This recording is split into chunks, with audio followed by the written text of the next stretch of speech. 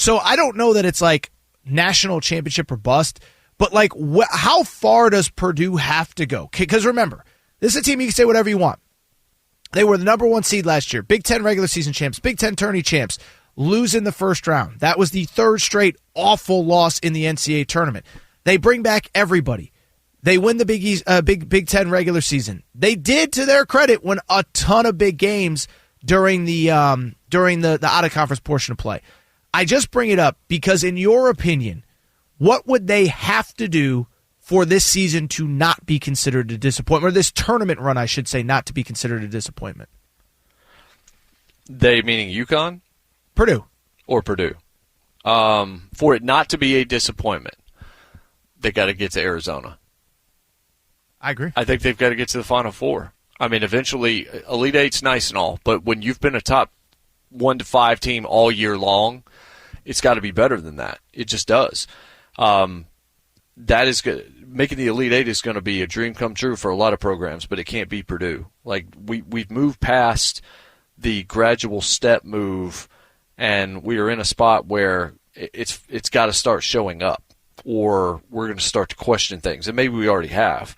I was looking at an SI piece from Pat 40 after they lost to Fairleigh Dickinson. I brought it up here as you were talking.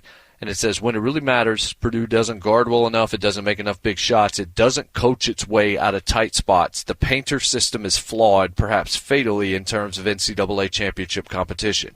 Now, 40 is certainly somebody that likes to stir it up a little bit.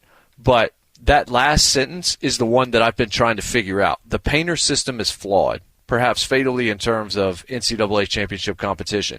When I look at Painter, when I look at Rick Barnes and some of these kind of coaches, I'm trying to figure out what about the system is flawed. Like, what is it that is not being done by the coaches that I've seen some instances where I'm like, all right, that coach should have made this adjustment at halftime.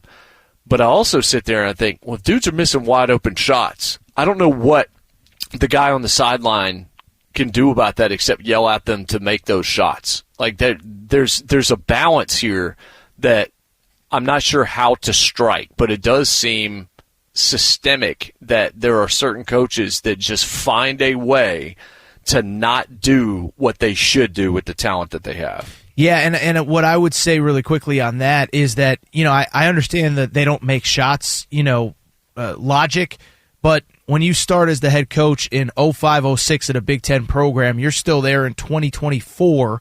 That's, I'm not great at math, right, but that's 18-ish years. To his credit, they've basically made the NCAA tournament every year. It looks like there are 3 years, if you take out the 2020 COVID season, that he did not make the NCAA tournament. So that's 18 years, 14 NCAA tournaments. That would have been 15 with the 2020. But so say 14 NCAA tournaments.